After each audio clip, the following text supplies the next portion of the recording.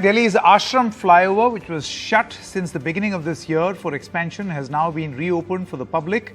Let's quickly go across to Vedant, who joins us. Now, for anyone who is in the national capital, does know that this is a major connecting point if you are to go to Uttar Pradesh.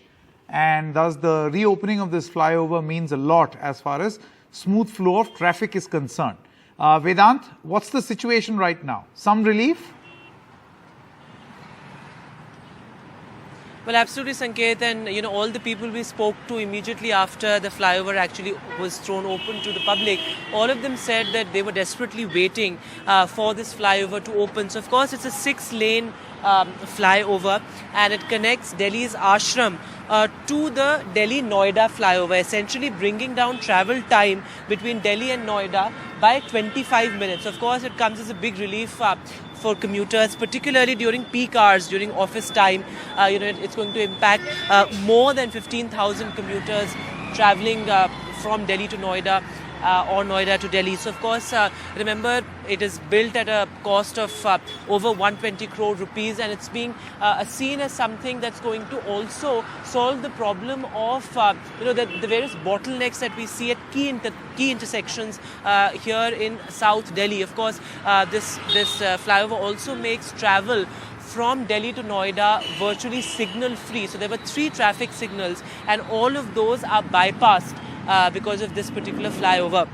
Now, of course, the other important thing to mention here is that today Chief Minister Arvind Kejriwal also said there are 15 other big flyovers in the pipeline. So that was a big announcement being made by Chief Minister Arvind Kejriwal. And of course, this has also triggered a long due debate in a sense, because environmentalists and experts point out that making more and more flyovers is not a long-term solution to Delhi's traffic menace, because they say that we also need to invest in public transport at the same time. In fact, we spoke to a lot of experts, and they said that it should be a parallel exercise to invest in flyovers and at the same time invest in public transport as well. To That's make a sure very, that public transport very is, nice assessment. Cheap for people. Vedant, I think that's a very pragmatic solution that you're talking about, that yes, while you do need infrastructure, at the same time you also need public transport infrastructure so that people don't keep buying more cars and then you have to construct more and more flyovers. Like, for instance, this flyover is not open for public transport. It is only open for smaller vehicles. I see if you could show our viewers a little barrier that prevents any buses or trucks from flying on this flyover. Can we see that? Absolutely, Sanket. If I can just ask my camera person to show you that barricade. In fact, just 15 minutes back, we saw that a bus, a public transport bus, actually got stuck there. So, of course, the government has made it clear that it will take some time for them to actually remove the high tension wires and the barricades and the poles from this flyover for heavy vehicles to actually use this particular flyover. For now, it's just open for light vehicles, light motor vehicles. So that also means that those heavy vehicles will continue to use that underpass. So and that continue will continue to get stuck in the and jam, the pollute, and thus cause a traffic jam right below the flyover. Thank you very much for joining us, Vedant. We have with us at this moment Abhishek Saxena is the program lead of I-Forest. You see, many people who are concerned, Mr. Saxena, they say that bigger flyovers and roads ending traffic jam is actually a myth. You can postpone or you can perhaps defer the existence of a jam. For instance, more flyovers will mean that you are going to not concentrate on public transit, which it continues to be a huge problem in Delhi. 1 in 7 in Delhi have a vehicle, but 3 in 5 use public transit, and yet there is a shortage. There are 101 flyovers in Delhi. Welcome. More soon. But is this sustainable development till such time that you don't invest in public transport? What is your view? Sure. Thank you, Sanket, for having me here.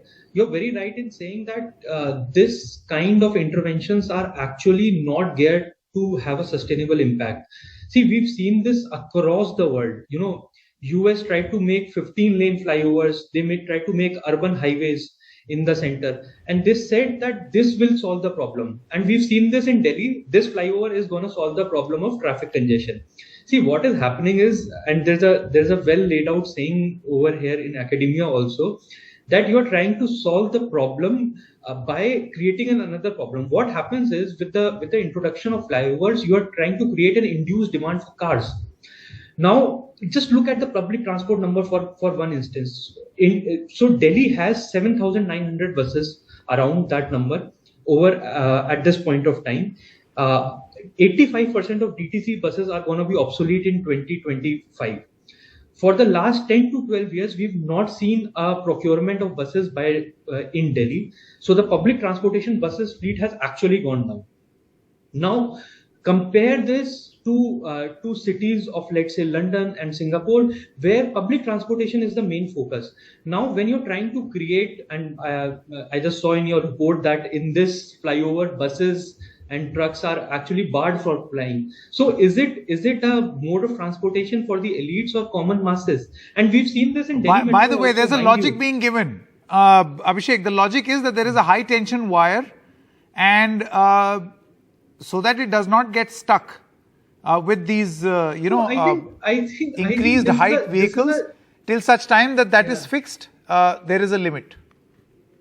No, I am fully agreeable with the authorities when they are saying there is a high tension wire. But what I'm trying to say is, the focus is on the elite sections and the cars moving forward. We are not trying to move people. We are trying to move cars.